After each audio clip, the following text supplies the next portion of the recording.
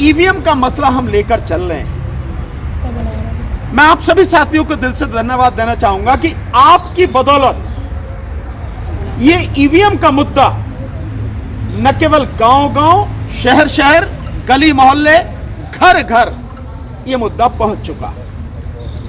हम लोगों को सब लोग देख रहे हैं और हमारे अलावा भी जो जगह जगह देश में अलग अलग जगह साथी लगातार आंदोलन कर रहे हैं। इस विषय में मैं आपको बताऊं, महाराष्ट्र बहुत जबरदस्त तरीके से आंदोलन कर रहे हैं। हम लोग होके आए वहां पर, नागपुर में बहुत जबरदस्त मीटिंग है। इसके अलावा गोवा, आप अंदाजा लगाइए कि गोवा में कुल जो वोट हैं 11 लाख वोट हैं टोटल, 2 पार्लियामेंट्री कॉन्स्टिट्यूंसी हैं। और अभी हम जो पीछे गए हैं 4 तारीख को, 1 लाख लोगों ने चीफ इलेक्टोरल ऑफिसर को जो ज्ञापन दिया, 1 लाख लोगों ने सिग्नेचर करके उसके साथ में दिए। कितनी जबरदस्त मीटिंग है, हाईली एजुकेटेड लोग हैं वहां के।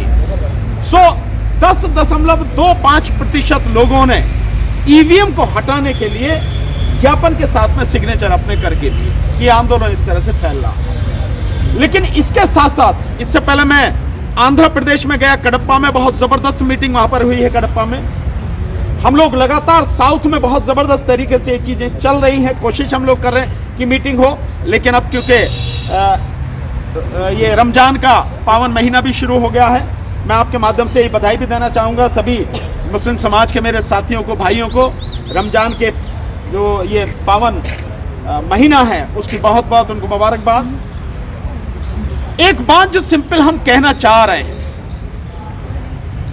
जो 23 तारीख को शहीद आजम भगत सिंह जी का शहीदी दिवस है, उस दिन जो ईवीएम के लिए जो प्रोग्राम सबसे अभी निवेदन किया गया, आदरणीय राजेंद्र पाल गौतम जी ने जो बताया, उसमें छोटा सा बस आपको क्लियर करना चाहता हूं कि देश में हर व्यक्ति से हमारा ये निवेदन है, वो चाहे गांव में रहता हो, शहर में रहता हो, किसी शहर में मोहल्ला हो, बड़ा हो, वहां हो, जहां भी उनको ठीक लगे वहीं पर सारे के सारे लोग इकट्ठे होकर 10, 20, 50, 100, 200, 500 जो भी उस दिन इकट्ठे हों और 2 काम उस दिन करें।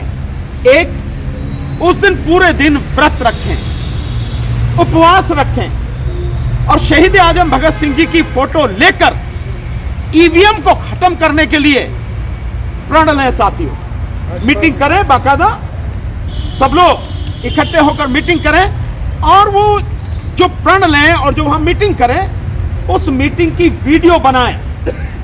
जो भी अच्छे बोलने वाले साथी हो बोले, 2, 3, 4 जो उनकी सबकी वीडियो बनाएं, छोटी छोटी वीडियो बनाएं और इन वीडियोस को सोशल मीडिया पर डालें। जिस तरह से हम लोग ये प्रेस कॉन्फ्रेंस करके डालते हैं, जो भी कहीं मीटिंग होती है, आंदोलन होता है, हम उसकी वीडियो बना के डालते हैं, ऐसे ही आप भी डालें। इसका नतीजा क्या होगा? इसका नतीजा यह होगा कि हमारे साथ साथ पूरी दुनिया को, देश के लोगों को, सरकार में बैठे हुए गूंगे बहरे लोगों को, देश की अदालत को, सामाजिक संगठनों के जो जुड़े हुए लोग हैं, जो आपके सिविल सोसाइटी के जो लोग हैं, उन सबको पता लगेगा कि आंदोलन कितना नीचे तक पहुंच चुका है। और अगर ईवीएम को नहीं हटाया, जबरदस्ती ईवीएम से चुनाव कराने की कोशिश की सरकार ने और इलेक्शन कमीशन ने, तो इसके परिणाम कुछ और ही होंगे। ये मैसेज वहां तक पहुंचना चाहिए, तो इसलिए वीडियो बनाए।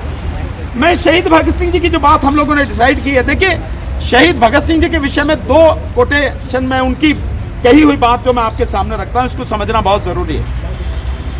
23 साल की उम्र में एक व्यक्ति कितनी व्यापक और कितनी सामाजिक और मानवीय सोच लेकर जीवन जीने वाला हो सकता है, 2 उनके कोटेशन इससे अंदाजा लगाएं। शहीद भगत सिंह जी ने कहा था कि क्रांति का मतलब यह नहीं है कि इसमें खून खच्चर हो, हथियार उठाए जाएं।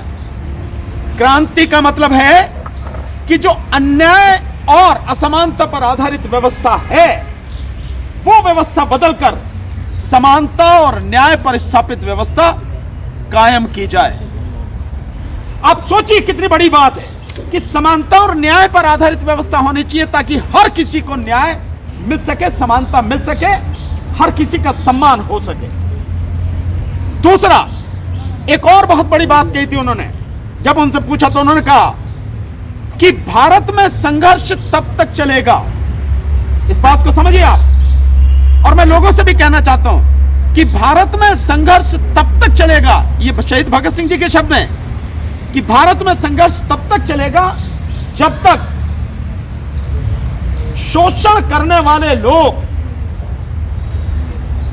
जो कमजोर और गरीब लोग हैं, उनका शोषण करना बंद नहीं कर देंगे।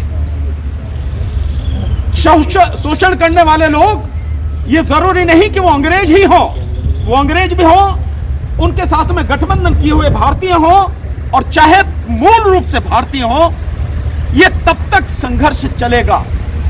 आज वही स्थिति है।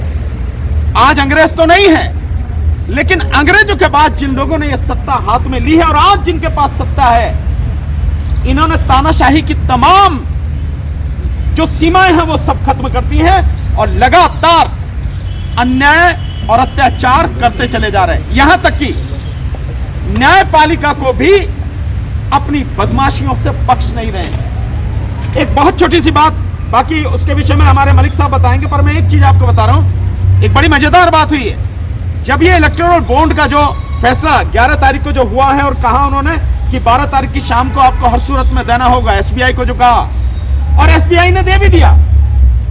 जब आपके पास था ही अवेलेबल, हर कोई जानता था, तो समय क्यों मांग रहे थे? इसी से पता लगती है कि किस तरह से सरकार इन तमाम संस्थाओं को अपने कंट्रोल में करके कोई भी ऐसी चीज जिससे सरकार नंगी हो जाए वो लोगों के बीच में ना आए, उसके लिए काम कर रही है लगातार। फिर भी तो सुप्रीम कोर्ट के इस आदेश के बाद एक बड़ी मजेदार बात हुई है।